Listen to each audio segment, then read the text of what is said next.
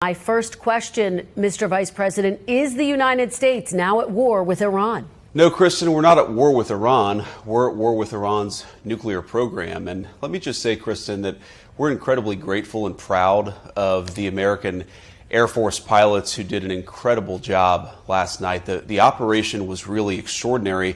These guys flew from Missouri. They didn't land a single time. They dropped 30,000-pound bombs on a target the size of a washing machine and then got back home safely without ever landing in the Middle East or ever stopping other than to briefly refuel. And, of course, they did that in the air. So it's really an incredible operation, a testament to the power of American military. And I think what shows what can happen when you have that great American military in the hands of capable presidential leadership. What we did is we destroyed the Iranian nuclear program. I think we set that program back substantially, and we did it without endangering the lives of the American pilots. That's an incredible thing, and I think we all should be proud. Whatever our politics, we should be proud of what these guys accomplished. A very, very high-impact mission under a lot of pressure. Mr. Vice President, let's talk about what happens next. President Trump posted on social media, quote, any retaliation by Iran will be met with force greater than what was witnessed tonight. If Iran retaliates against the U.S., as it is threatening, what will the United States response be? Well, Kristen, that's ultimately going to be the president's decision. But what we've said to the Iranians is we do not want war with Iran. We actually want peace. But we want peace in the context of them not having a nuclear weapons program. And that's exactly what the president accomplished last night. I really think there are two big questions for the Iranians here. Are they going to attack American troops, or are they going to continue with their nuclear weapons program? And if they leave American troops out of it and they decide to give up their nuclear weapons program once and for all, then I think the president has been very clear. We can have a good relationship with the Iranians. We can have a peaceful situation in that region of the world. We have to step back a little bit, Kristen, and remind ourselves that we negotiated aggressively with the Iranians to try to find a peaceful settlement to this conflict. It was only when the president decided that the Iranians were not negotiating in good faith that he took this action. He didn't take it lightly, but I actually think it provides an opportunity to reset this relationship, reset these negotiations, and get us in a place where Iran can decide not to be a threat to its neighbors, not to be a threat to the United States. And if they're willing to do that, the United States is all ears. Well, let's talk about the possibility of negotiations. I mean, the Iranian foreign minister responded to the strikes this morning saying Israel and the U.S. have, quote, blown up diplomacy. Mr. Vice President, is there any real hope for diplomacy, or is diplomacy dead at this point? Well, I think the foreign minister is exactly wrong. We didn't blow up diplomacy. We only took this action, Kristen, when it was clear, as the president said, that the Iranians were tapping us along. I think it's important for the American people to appreciate here that if you go back to March of this year, we had the entire administration engaged in this diplomatic effort. And frankly, in March of this year, we had some optimism. How do we get from there to now? And the answer is we felt very strongly that the Iranians were stonewalling us. They weren't taking this seriously. They were trying to draw this process out as long as possible so that they could rebuild their nuclear weapons program without the threat of American action. We had a limited window in which we could take out this Fordo nuclear facility in particular.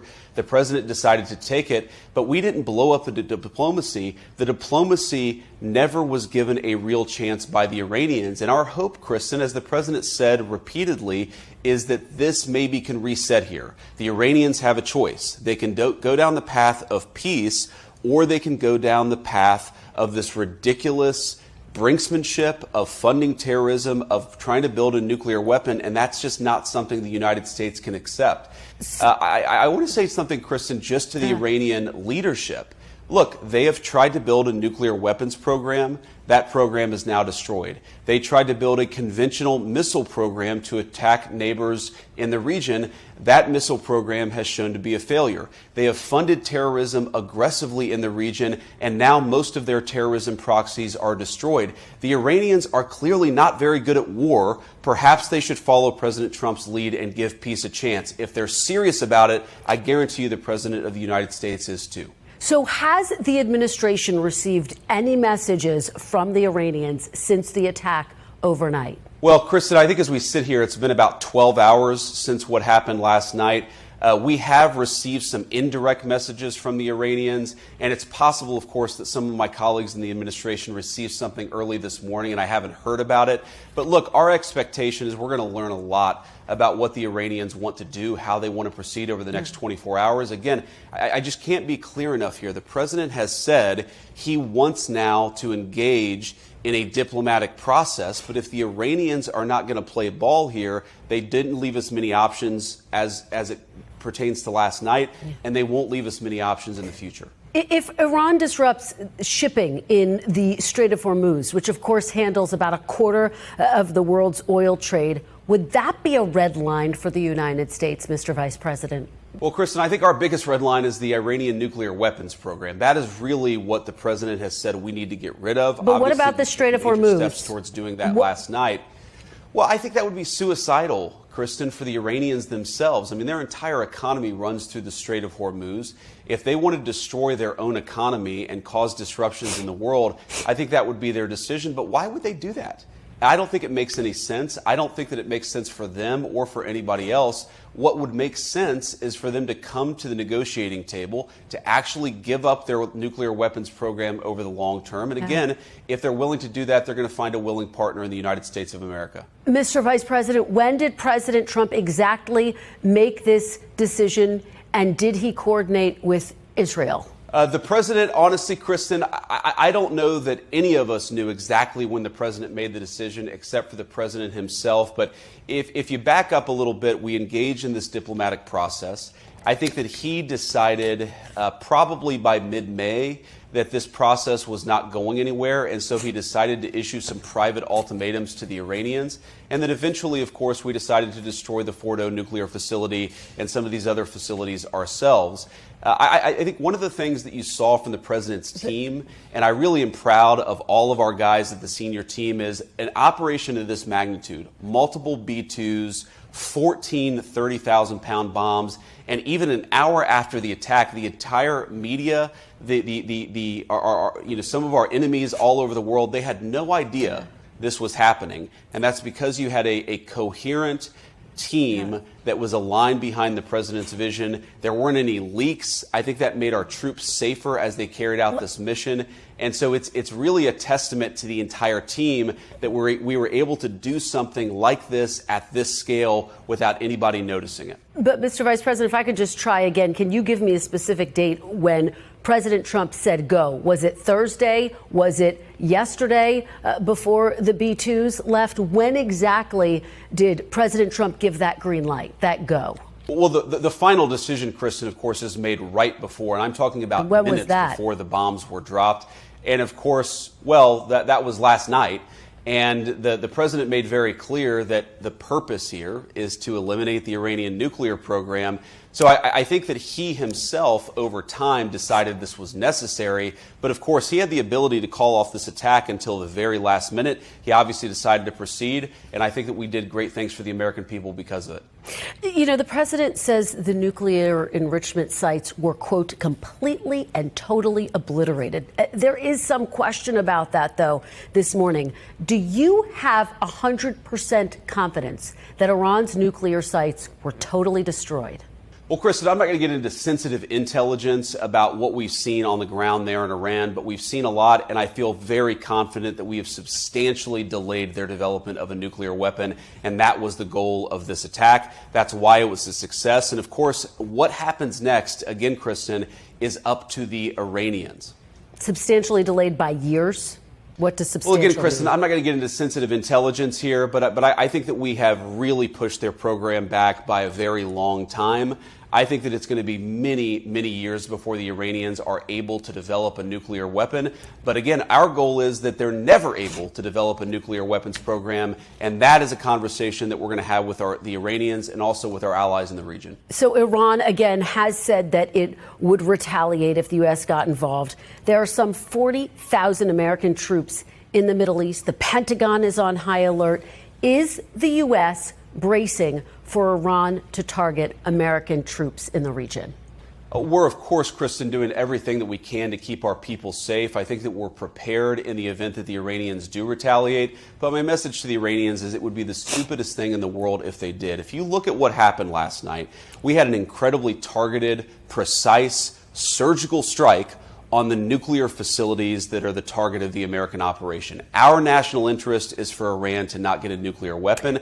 Our strikes last night facilitated that national objective. If the Iranians want to enlarge this by attacking American troops, I think that would be a catastrophic mistake. And as the president said last night, the Iranians would be met with then overwhelming force beyond that. So this is a very delicate moment, Kristen. I don't want to pretend that it's not. But I think the Iranians, if they're smart, they're going to have to look in the mirror and say, hey, maybe we're not so good at this war thing. Let's give peace a chance. Let's drop our nuclear weapons program and start to make some smarter decisions. We're, of course, hoping that's exactly what the Iranians do. And I have a number more questions, so I want to keep moving. How concerned is the administration that Iran or Iranian proxies could carry out a terrorist attack inside the United States? Well, unfortunately, Kristen, we know that a lot of people who we don't have full accounting of were let in over the last 4 years under the Biden administration. We know that some of those people were on terrorism watch lists. We feel very confident in our FBI and law enforcement that we're on top of this situation. But yeah, we're looking at this very closely. We're doing everything that we can to keep our people safe. And this is one of the reasons why border security is national security, is if you let a bunch of crazy people into your country, those crazy people can eventually take action. We're going to do everything that we can to make sure that doesn't happen and to keep Americans safe. Mr. Vice President, can you rule out that getting involved in this conflict won't eventually lead to U.S. boots on the ground? Well, the president's been very clear, Kristen. We have no interest in a protracted conflict. We have no interest in boots on the ground. The president has actually been one of the fiercest critics of 25 years of failed foreign policy in the Middle East, which is why he did what he did. A very precise, a very surgical strike tailored to an American national interest. And that national interest is Iran cannot have a nuclear weapon. It would be a disaster for us and for our allies in the region. So I don't fear that this is going to become a protracted conflict, because I think that we have a president who knows what's in America's interests and is willing to do the things necessary to accomplish that interest. As you know, after an Iranian missile struck a hospital in Israel this week, Israel's defense minister said the Ayatollah, quote, can no longer be allowed to exist. Does the United States support Israel killing Iran's leader? Well, look, that's up to the Israelis, but our view has been very clear that we don't want a regime change. We do not want to protract this or build this out any more than it's already been built out. We want to end their nuclear program, and then we want to talk to the Iranians about a long-term settlement here. We believe very strongly that there are two pathways. There's a pathway where Iran continues to fund terrorism, continues to try to build a nuclear program, attacks American troops. That's the bad pathway for Iran, and it will be met with overwhelming force. There's another pathway on the table here. There's a pathway where Iran integrates itself into the international community, stops funding terrorism, and stops trying to pursue a nuclear weapon. This is a reset. This is an opportunity for the Iranians to take the smart path. We certainly hope that they will. Couple more questions, and we're almost out of time. Director of National Intelligence Tulsi Gabbard said in March that, quote, Iran is not building a nuclear weapon. Democratic Senator Mark Warner, the vice chair of the Intelligence Committee, said he was briefed on Monday that, quote, the intelligence hasn't changed. So why launch this strike now? Has the intelligence changed, Mr. Vice President? Well, a couple of things about that, Kristen. So what Tulsi said back in March is that Iran was producing highly enriched uranium that was only consistent with them wanting to build a nuclear weapon. There's, of course, an open question about whether they were weeks away, whether they were months away, but they were way too close to a nuclear weapon for the comfort of the President of the United States, which is why he took this action. Now, there's another element here, too, Kristen, which is that we had a narrow window of opportunity. We might not have been able to carry out this attack 6 months down the road. And so when you recognize, on the one hand, the Iranians are trying to get a nuclear weapon, and on the other hand, we have a narrow window in which we can set that program back a very long time, it would have been irresponsible, I think, for the president not to take the action that he did, which is why Fordo was destroyed last night. And just to be very clear, did the president say go based on U.S. intelligence or Israeli intelligence? Well, of course, we share intelligence with a lot of agencies, British, Israeli, and so forth, but it was our intelligence that motivated us to act. And I think on the intelligence, Kristen, the thing that I would really emphasize is the way in which the Iranians seem to be stonewalling us. That was not, by the way, our consensus back in March of this year. We saw the Iranians making some concessions. We thought the conversations were actually productive. Yeah. By mid-May, everybody in our intelligence community and the president's senior team looked at ourselves and said, the Iranians are not being serious. They're no longer making concessions. They're no longer actually responding to some of the offers that we're making. If you believe, as we did, that the Iranians are rushing towards a nuclear weapons program while simultaneously refusing to negotiate, how could we do anything but take serious action against this program? Do you and President Trump trust the U.S. intelligence community and its assessments? Oh, of course we trust our intelligence community, but we also trust our instincts. And most importantly, we trust what the intelligence was telling us about the Iranians stonewalling the negotiation. I think that is really the hidden story here, and something the media has got to report a little bit more here, is that the Iranians stopped negotiating in good faith. That was the real catalyst, I think, to what the president ultimately decided to do. If we were having a productive negotiation, I think that this could have gone in a much different pathway. Unfortunately, the Iranians decided to stonewall us, and we saw the consequences of that last night. Mr. Vice President, very quickly, as you know, this is dividing lawmakers on Capitol Hill. Many Republicans supportive, but Congressman Thomas Massie saying this was unconstitutional. Congresswoman Alexandria Ocasio-Cortez saying it's grounds for impeachment, saying the president should have gotten congressional approval first. What do you say to members of Congress who say it was unconstitutional for the president to act unilaterally? Well, I'd say two things, Kristen, and this is very important. First of all, the president has clear authority to act to prevent the proliferation of weapons of mass destruction, and the worst weapon of mass destruction of them all is nuclear. The idea that this was outside of presidential authority, I think any real serious legal person would tell you that's not true. And the second thing is, Kristen, I certainly empathize with Americans who are exhausted after 25 years of foreign entanglements in the Middle East. I understand the concern, but the difference is that back then we had dumb presidents, and now we have a president who actually knows how to accomplish America's national security objectives. So this is not going to be some long, drawn-out thing. We've got in, we've done the job of setting their nuclear program back. We're going to now work to permanently dismantle that nuclear program over the coming years, and that is what the president has set out to do. Simple principle. Iran can't have a nuclear weapon. That has animated American policy over the past 130 days. It's going to continue to be a driving force of our policy in the Middle East for the next 3.5 years.